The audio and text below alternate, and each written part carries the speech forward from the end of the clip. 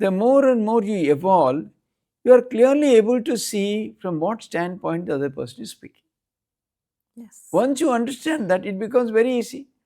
As long as I do not know from what perspective you are having a particular opinion about a matter, about a person, or about something, then there is a huge, argument, fight, and so on and so forth. What Gita says, Yadyat acharati shreshtaha tattayava itaro janaha sayat pramanam kurute lokas tadanu vartate. Whatever the great minds, great people do, the rest follow.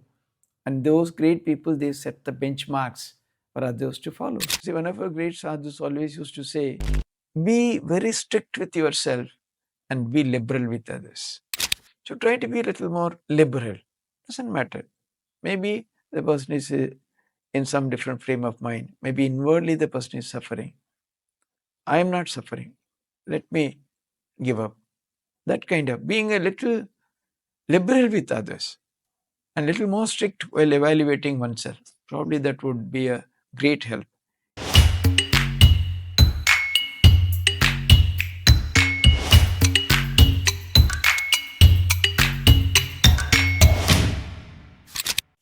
Namaskar. We are at the Vivekananda Institute of Values Ramakrishna Mission, Gurugram. Today we have with us none other than Swami Shantatmananda Ji Maharaj, Secretary Ramakrishna Mission, Gurugram. Pranam Maharaj. Under Maharaj's guidance and vision, various value education programs are carried out across the country. Today, Maharaj, we have specific topic of discussion, a very specific topic of discussion, perspectives. Our first question to you is, why do people have differing perspectives on a same issue? Yes. See, that is because different people have different minds. The mindset is so different for each individual.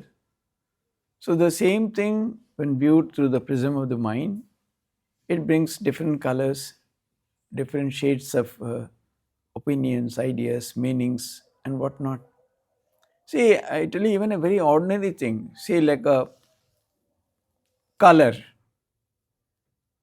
One would say it is greenish red or reddish green, meaning one or the other shade is more dominant. So, like that, everything is subject to one's own opinion, is it not? As long as we deal with things at the existential level, which is the world of senses, where all our knowledge is gathered to the senses. The senses, they function very differently in individuals. So in this world, which is largely described as impermanent and which is subject to change, so naturally the opinions differ, perspectives differ on the same issues. And also, they will even vary more sharply in a more pronounced manner when it relates to mind and other areas. At the gross physical level, you can at least expect some kind of harmony or uniformity or whatever it is. But when it comes to opinions about matters related to mind, saying so and so is good or bad, so and so is kind or not, so and so is compassionate or not.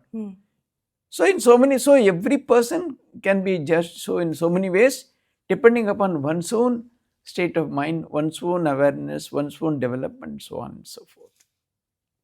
So that is why the perspectives differ so widely from person to person on the same issue, time and again. Okay. So when there's a common situation that we have at work between two people, for instance, or even in a family situation, so even then it's even more difficult to handle it then.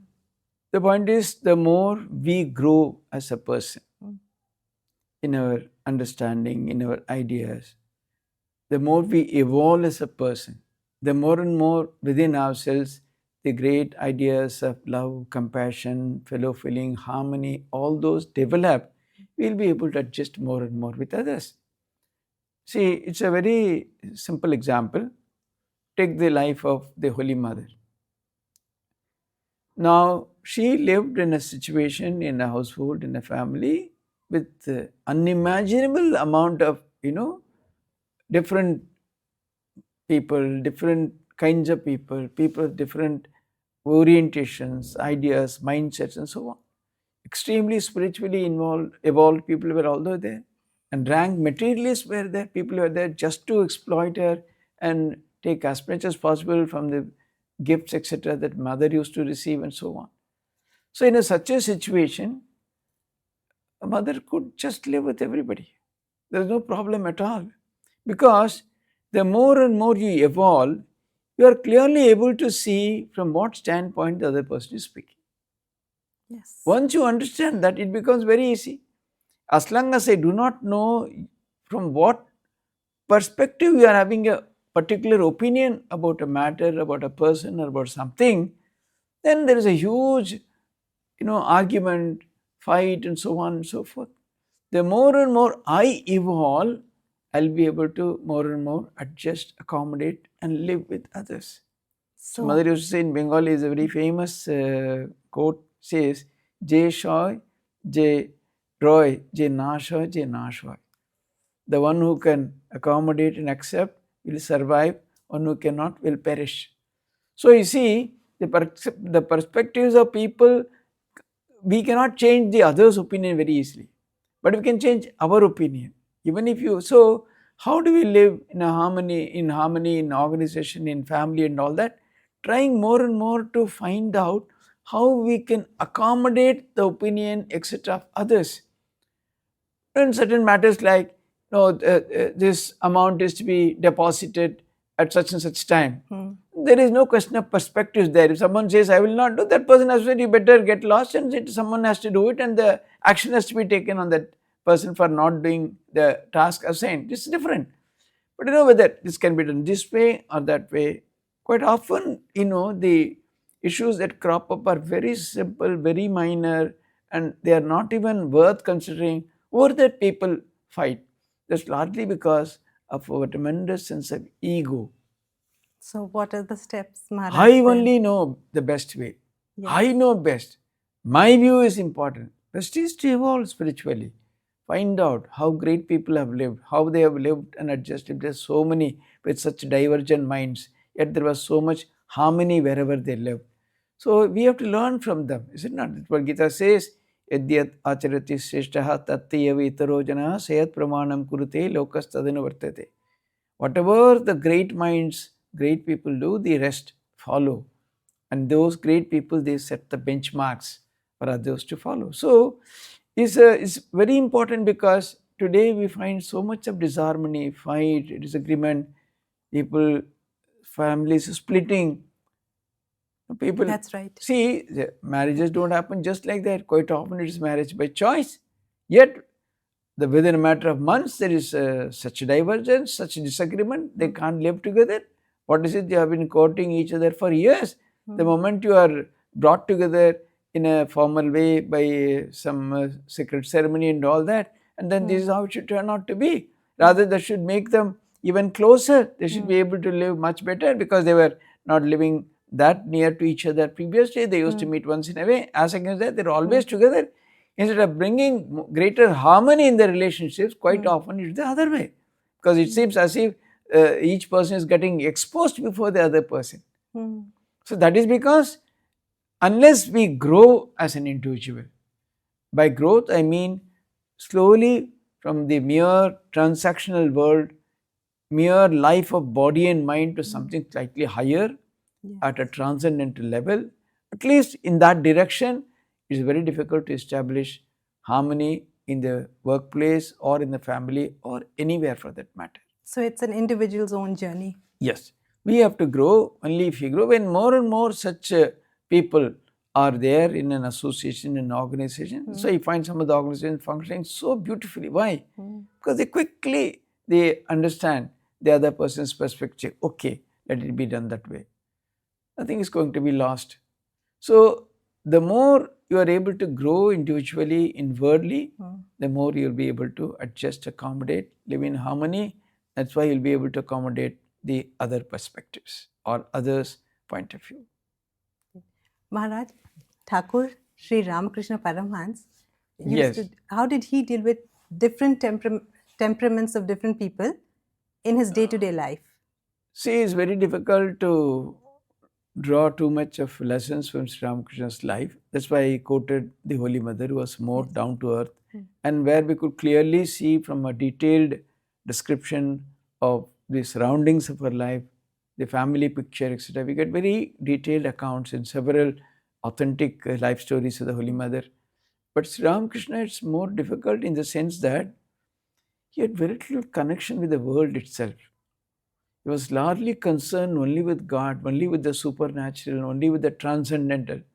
So if you simply live on a different plane altogether, supposing you always live at a height of say 200 feet, will something happening at the ground level affect you in any way?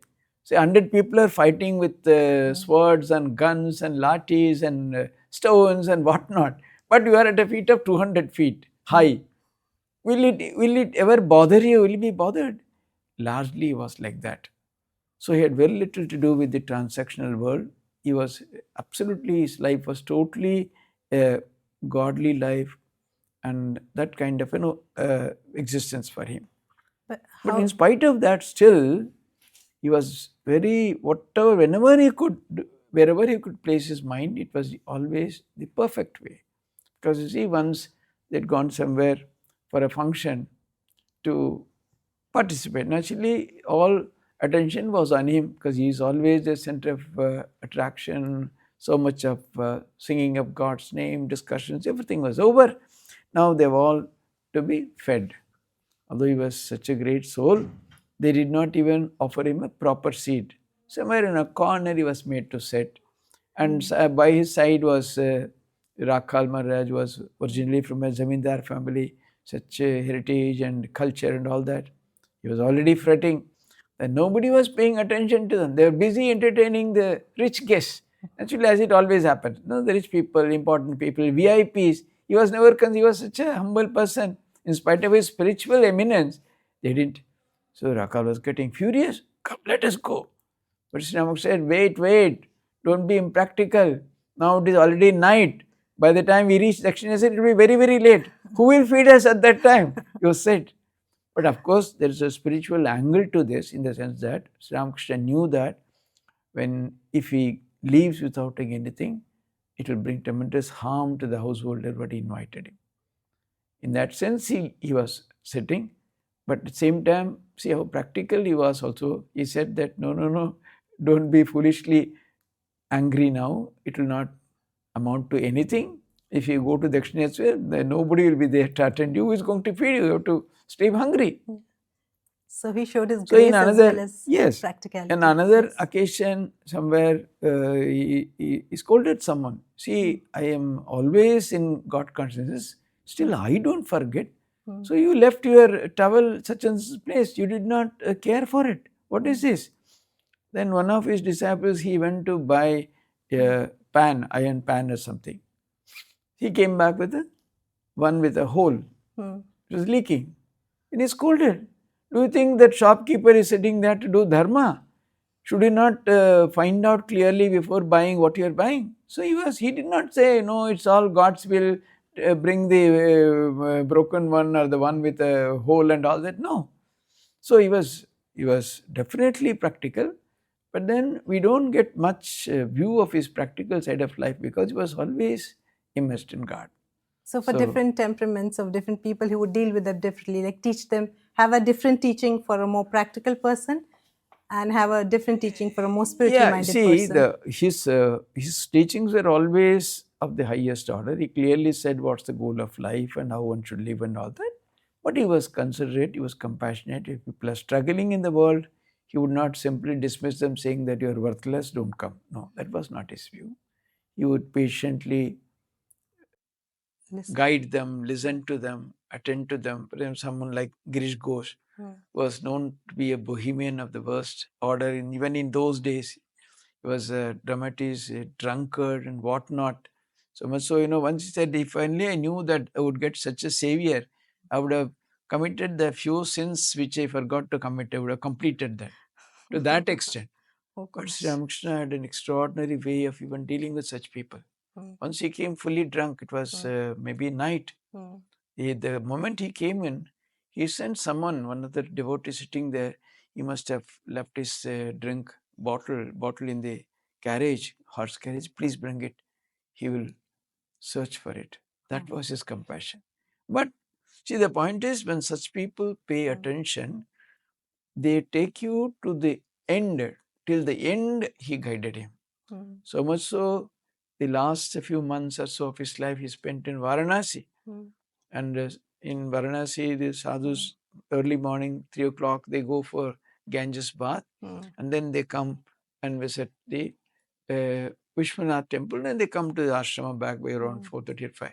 Straight from Vishwanath temple, they will go to have darshan of Girish Ghosh. He himself said, this is the miracle of Sri Ramakrishna. What I was. Today, all renouncing monks, after taking bath in the Ganges, visiting Vishwanath temple, they are coming to meet me. So that way, his way was extremely different. I mean, very extraordinary and very, very different, depending upon people's capacity to absorb, learn, and all that. But he knew if someone is sincere, if he is struggling, yes, he could help them. And Maharaj, he had 16 direct disciples. How did the 16 direct disciples among themselves live in so much respect and love?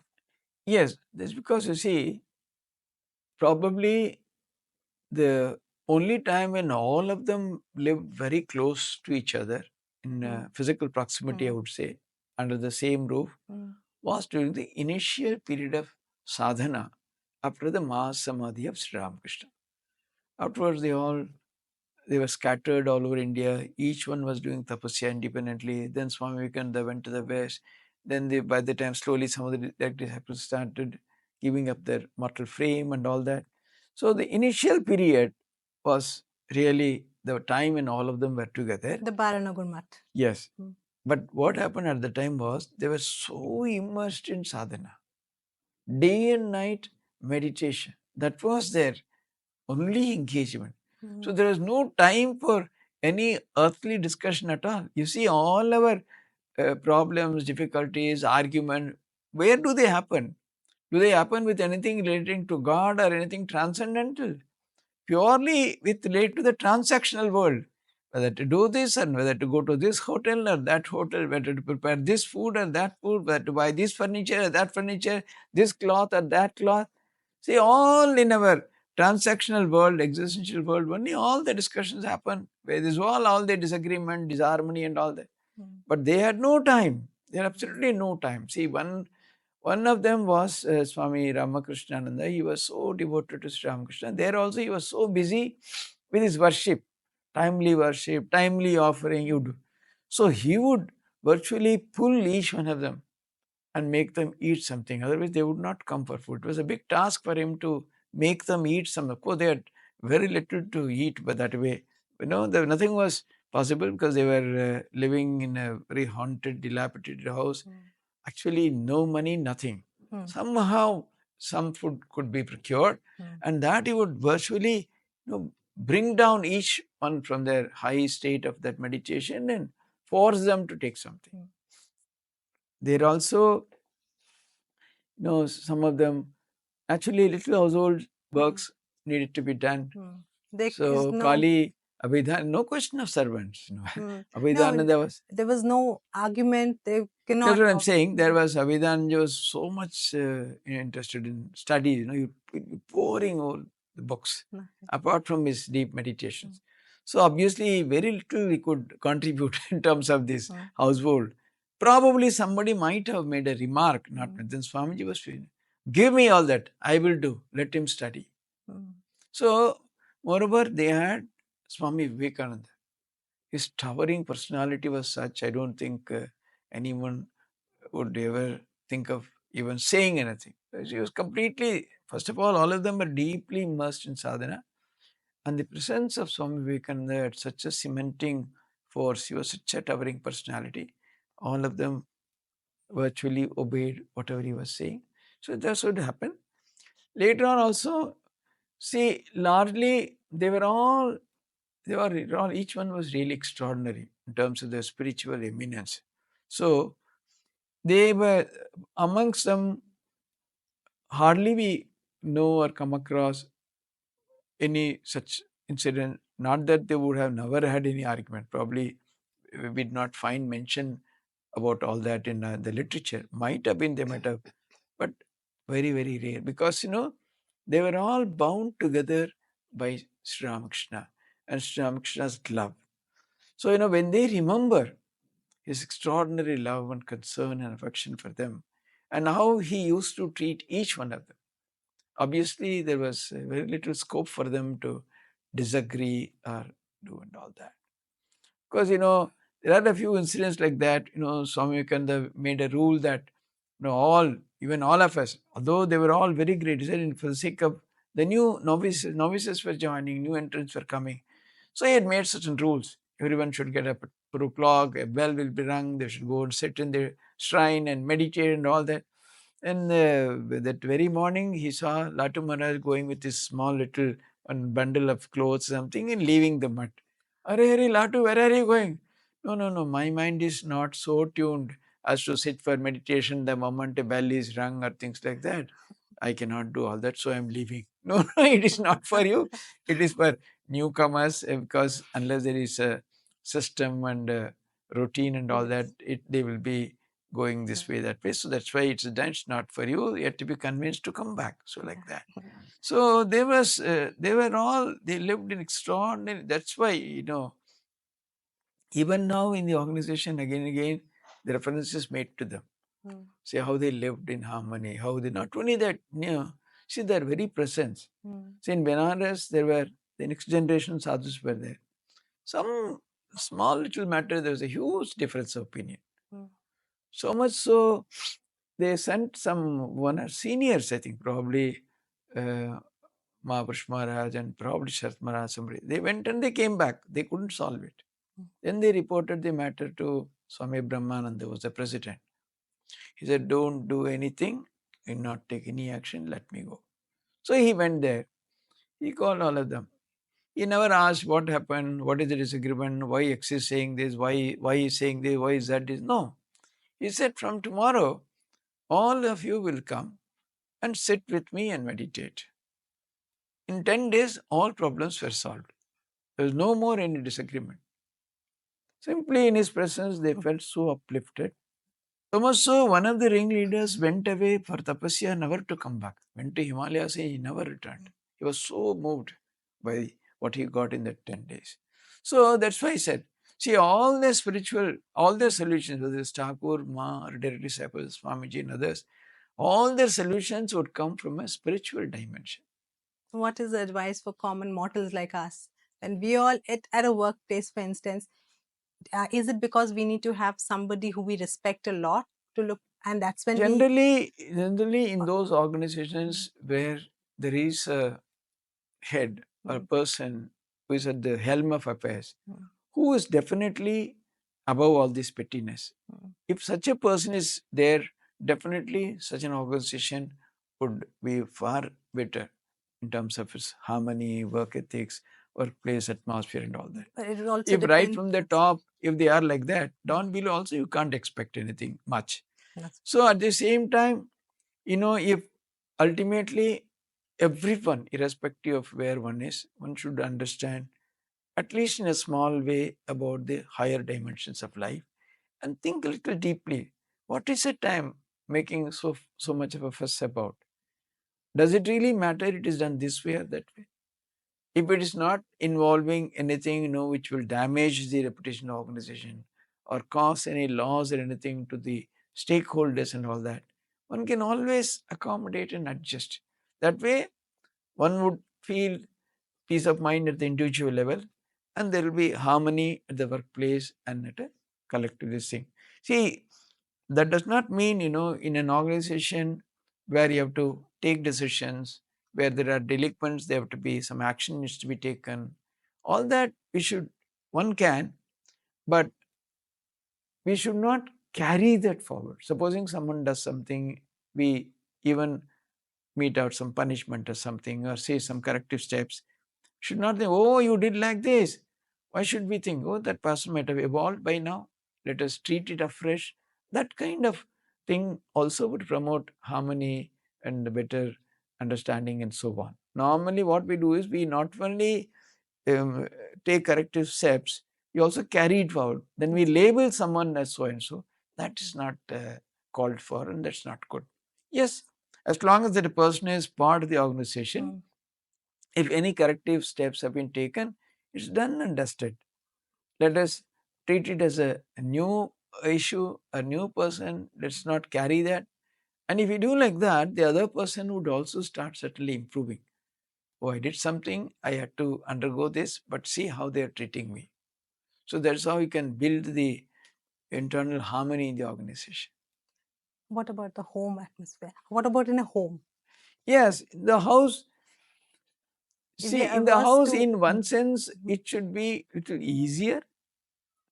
And in a sense, it may be a little difficult also. The problem is, in a workplace, you are together with a certain for a certain period only.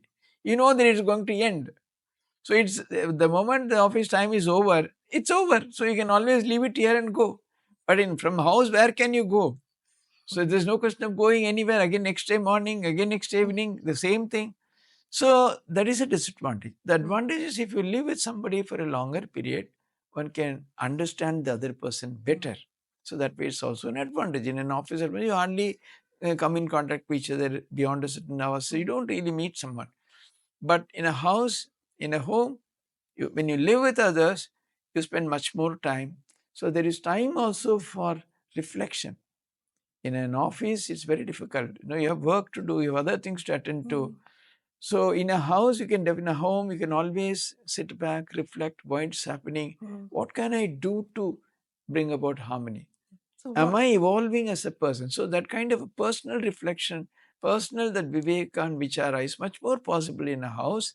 And thereby, see, definitely I would say that at the individual level, particularly in a home, unless we clearly understand there is a different dimension to life, namely the transcendental, namely the spiritual, it's really difficult to grow. Otherwise, again and again, the same thing will happen. Why it is happening? Why it is so? Why not so and so adjust? Why I should always adjust? Yes. Why this person's view is always like that? All these things will keep coming again and again. So if you think that, what is it? Who is going to look at all this after some years? Where is all this going to go? What am I going to carry with me? So if you only try to understand life in a broader frame, then all this, okay, let it be though. So what?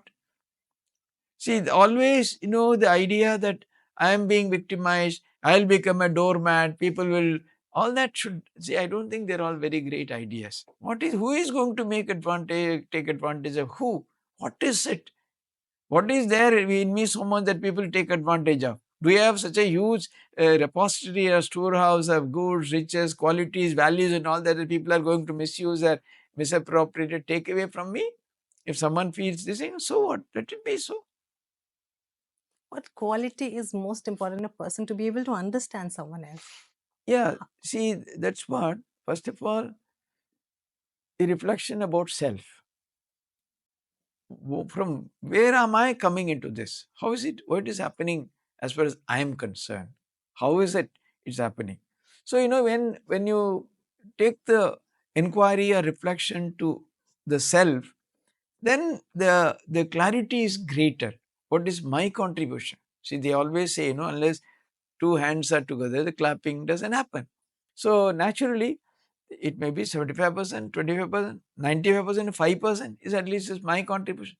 So in what way am I involved in this? What is my contribution? Why am I part of this harmony, disharmony?